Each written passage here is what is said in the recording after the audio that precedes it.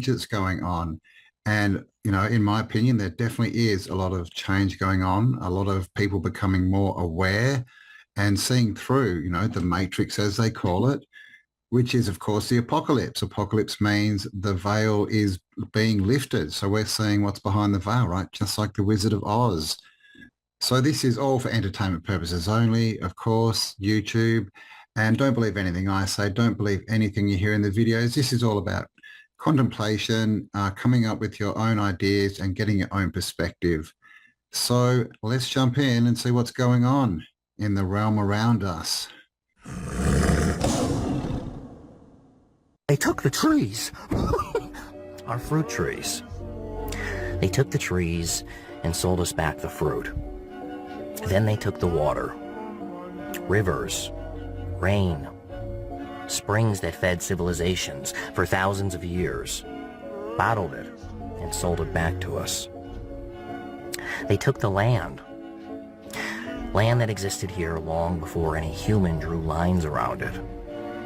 And they said, if you want to stand here, you better have a payment plan. Everything we need to exist, food, water, shelter, is already here. Nobody created it. But somehow, you were born owing for it. Am I the only one this drives mad? I mean, why is a free life such a crazy idea? Why does simply existing without bills, debt, or permission sound like a fantasy? Why in the hell did we ever let anybody convince us that this is the way things were supposed to be? Well, that's no joke. Yeah, I agree. I mean, there's all these things, right? All these rights that have been taken off us, if you want to say that. Of course, in some way, we've given them away, right? That they've offered to take away the water and the fruit, and we've kind of complied, right? Not that we had 100% disclosure or knowledge, but like he said at the end, why have we let this happen? Because ultimately it comes back to us. It really does. And we can point the finger and blame whoever we want to, but there are three fingers pointing back at us every time we point the finger. And I think the problem with doing that and, finding a scapegoat, finding someone who is the problem or something, it takes our power away, because we can then not fix the problem. If the problem's government, we can't fix the government. We can't change it, can we? Like, there's nothing we can do about that. So it is a place of non-power when we start to blame. So I think the better way is to take responsibility. And of course, guys, like I said, we didn't have full disclosure. We didn't know what was going on. This was all sleight of hand, predictive programming, problem, reaction, solution. All these things have been played on us. But now that we can see that, because we're in the apocalypse, we can make changes. And it doesn't mean we have to collapse the system. It doesn't mean we have to make other people change. It just means we need to change our habits. If you want to drink better water, get better water, source better water, better food, source that. With the land and that, just look for different solutions rather than getting angry, I guess is what I'm saying, because I really think that getting angry and finding someone to blame is not helping us at all. But let me know what you thought about that video. Okay, so you'll see this is just one example of how a tree breaks down, and most people, when they think of rings, they think of looking down at a stump like this. But like, whether you're looking at it 2D, 3D, there's so many different ways these trees break down and fall apart, break apart. And remember the massive size difference. Okay, so this was a cedar. You can just tell by the characteristics. And then you see here how some of the rings are recognizable, okay? And then they get busted up and you don't know what they look like, okay? You'll see this all throughout my videos. But you just got to remember how the tree breaks down. There's so many different ways. Like in the side of the mountain, you've seen a bunch of stuff like that weathered and eroded. That's all you're seeing, but hundreds or thousands of feet up the whole mountain. And then you got knots and different twists and turns. You just got to keep all that in mind. Things like that. things like that. But that there could have been thousands of feet in diameter, not like that, to where it's not consistent straight rings like this. Okay, you see some of the radius, like the waviness. You see like a knot right here, or where a branch come out. There's so many different examples of how these trees break down.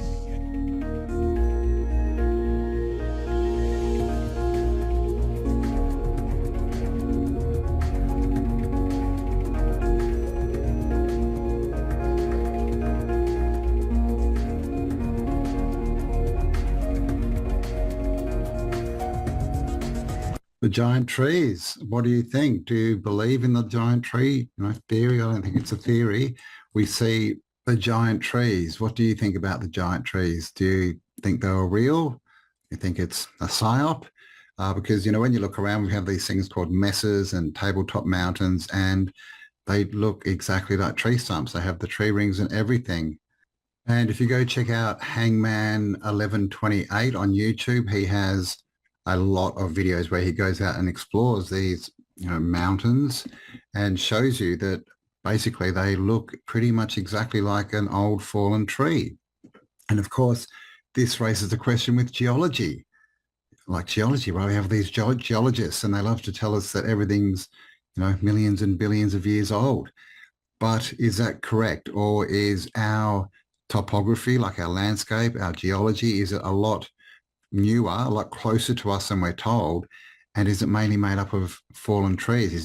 Is that what the mountains really are? I mean, let me know your perspective in the comments, because, like I said, we've got all these messes, we've got all these mountains that look like broken trees as well, mountain ranges, but then we also have the Titan sort of theory that they're giants, right? Titans have made up a lot of these mountains and hills. Which one do you think it is? Do you think it's a bit of both? But mainly, do you think that all that we're looking at with geology is completely something different than we've been told?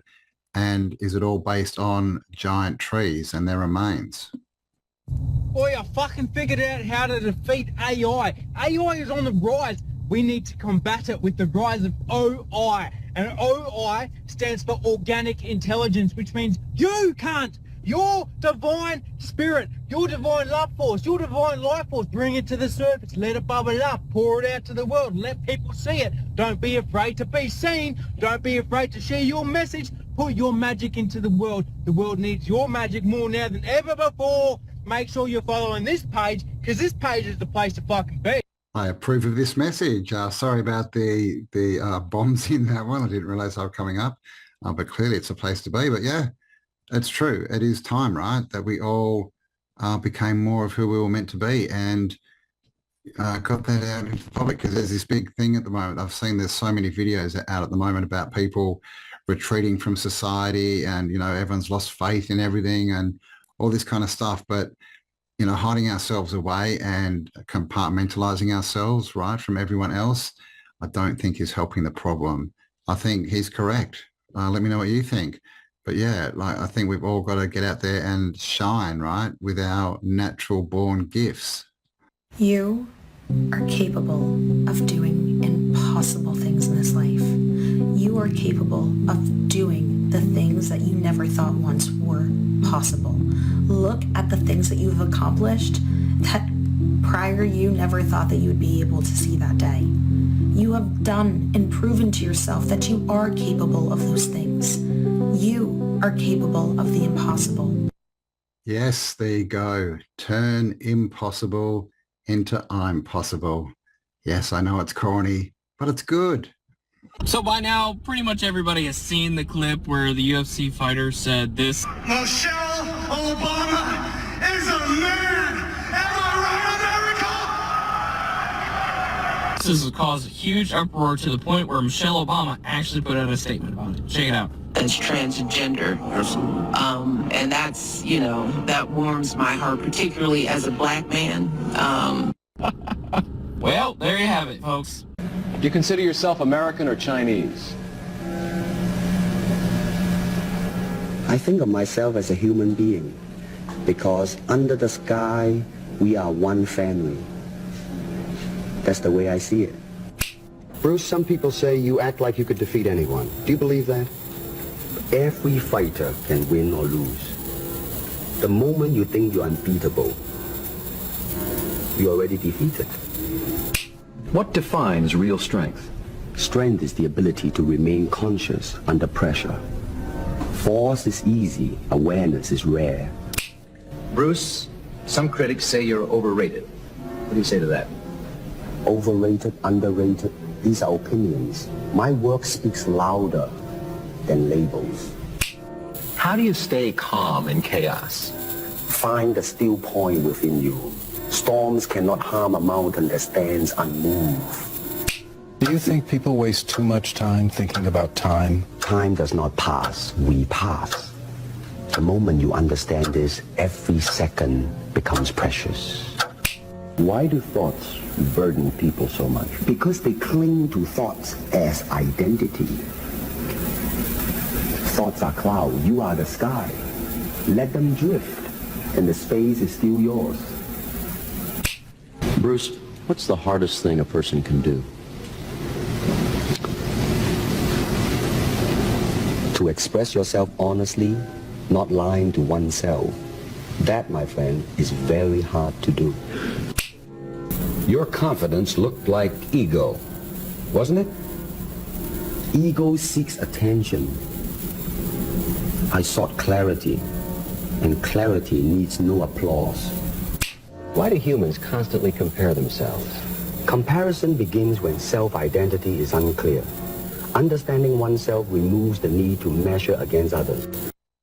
Wise words from Mr. Lee there. Oh, Bruce. Sure, we got some Bruce Lee fans out there.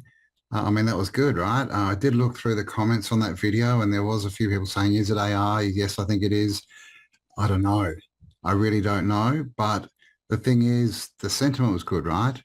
That's good information as far as I'm concerned. Like, very wise things to say. So, you know, I don't think it matters if it's AI or not. I tend to think it's probably not, because I have seen a lot of these videos before, but it may have been enhanced, right, and turned into color. But anyway, that's beside the point.